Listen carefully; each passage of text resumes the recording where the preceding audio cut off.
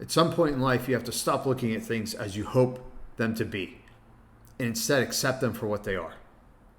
And the same is true for your investments. You never want to be married to any investment, a stock, an ETF, whatever it is. Because if that thing starts going down, you got to be able to cut bait and hit the sell button. Nobody wants to be the last guy standing on the deck of the Titanic.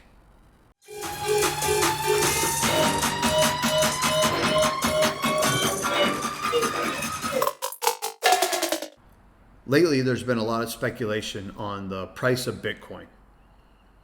Now, I'm a big fan of Bitcoin. I used to own some. I made some money in it. I don't own any currently.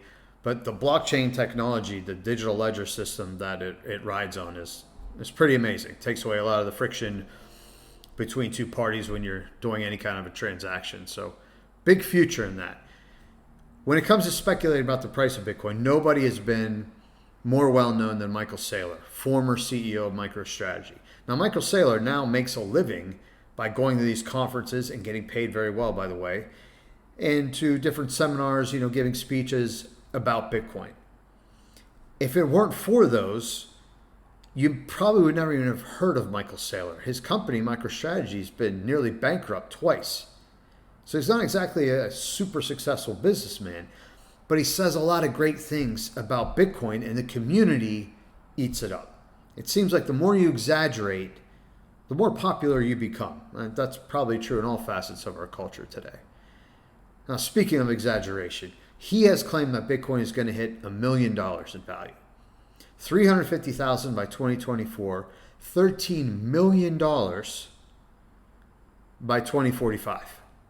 Now, why we're looking out to 2045, I don't know. Seems a little far, but whatever. So you get these huge numbers that he puts out and other people. But as an experienced, and I like to think intelligent investor, I don't care too much about the hyperbole or the actual numbers. What I really do care about is the how and the why. So if Bitcoin is going to go up to these extreme numbers and hit these high marks, I want to hear the how and the why. So give it to me.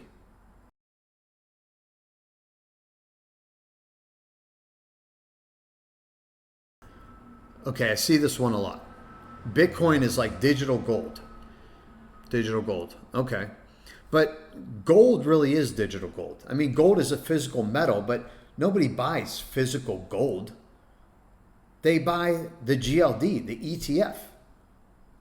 People don't call up their brokers and say, hey, I want to put 4% of my portfolio in gold coins. Let's call Monex and buy gold coins off this TV commercial I watched. No, they buy the GLD. So the idea that it's digital gold it's kind of irrelevant because most people own gold in a digital format. So that doesn't really hold water. Now here's scarcity. Gold is scarce. Bitcoin is scarce. There's only going to be 21 million Bitcoin ever created, and some of those are lost forever. There might only be 18 million Bitcoin out there, which at the time of recording is how much is in circulation. Okay, so it's scarce. But gold is scarce too. You could fit all the gold ever mined into 3 Olympic-sized swimming pools. So my question is this: if Bitcoin is like digital gold, then how come gold isn't trading for $1 million an ounce? If Bitcoin's going to go to $1 million, how come gold isn't worth more? How come it's not worth $10,000 an ounce? The all-time high for gold at the time of recording is just under $2,700 an ounce. That's it. $2,700 an ounce. I mean, there's some stocks that are worth more than $2,700 a share. So if it's like digital gold, is that really an argument for it going to the moon, or is it an argument for it not going that high? I just don't see how calling it digital gold means that it's somehow going to shoot up to $1 million. Let's take a look at the chart of the GLD. Now I'm going to compare the GLD to the S&P 500 because I want you to see something here. That top line, the orange line, that's the S&P over the last 10 years. Okay, the green line is gold, the GLD over the last 10 years. What do you notice? You would make far more money, more than twice the amount of money in the S&P 500 than gold. So what is so great about gold? And why would you, if you're a big Bitcoin proponent, why would you compare it to gold? You're much better off putting your money in the S&P 500 for the long term. You make more than twice the return. So Bitcoin is like gold, so it's going to go to 1 million? I don't think so.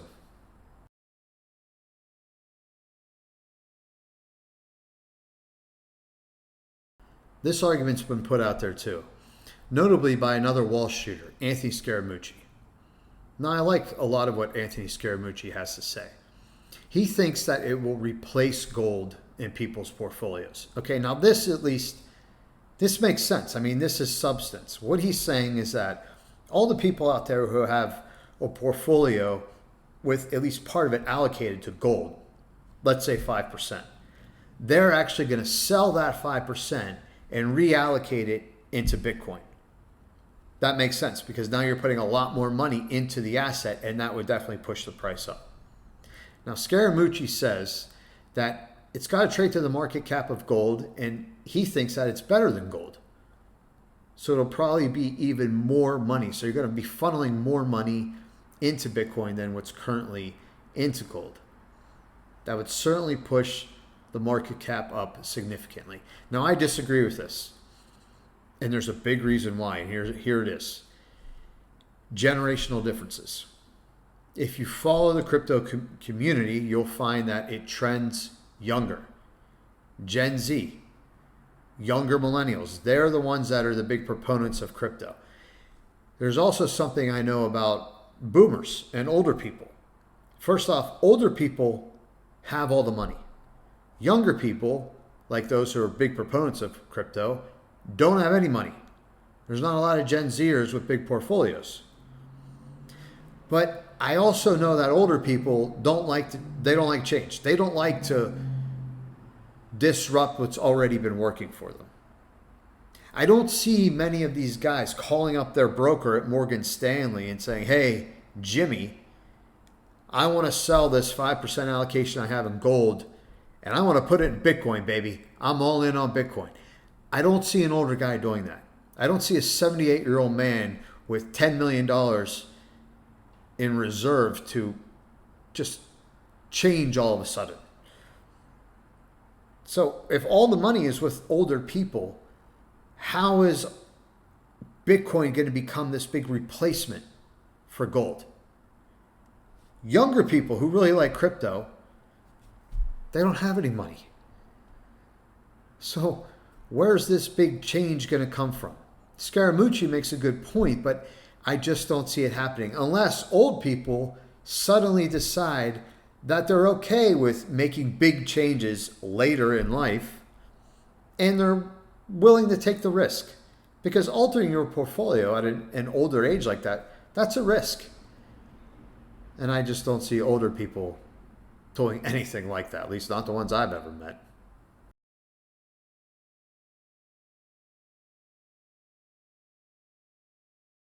I see Bitcoin as a speculative asset. People speculate on it. It goes up, it goes down. It has a lot of volatility, which I think is probably going to decrease over time since ETFs have been introduced. It's a lot easier to buy the ETF than to buy actual Bitcoin. So just as we said, gold, no one buys physical gold, they buy the ETF. In the future, I think everyone who buys Bitcoin is going to buy it through the ETF as well, which will tampen down the volatility, which means traders won't be as interested because they make money in the volatility. Investors, I think they view it as a speculative asset because it's not a company. It doesn't really do anything. Okay, if Bitcoin just disappeared tomorrow, what would happen? Nothing. Nothing would happen. We would still go on. It doesn't produce any goods or services or jobs. It's purely speculation. It's code. In fact, it costs a lot of energy. So in some ways, maybe that's a big negative.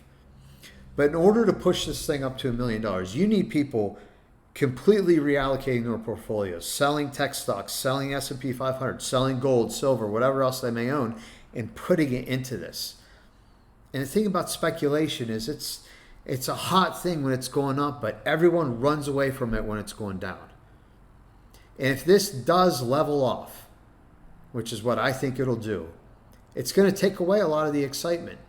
Institutional investors are not going to be that excited. Right now, people like the high returns. But if people buy it, especially through the ETF, which is what I think will happen in the future, then that volatility is going to go down. Take a look at the logarithmic chart. Notice how it shoots up in the beginning, but look at the top. Look what happens as the channel levels off there. See how it just kind of doesn't keep going up anymore. It levels off. This is called the law of diminishing returns. It can't go up forever. Nothing ever has.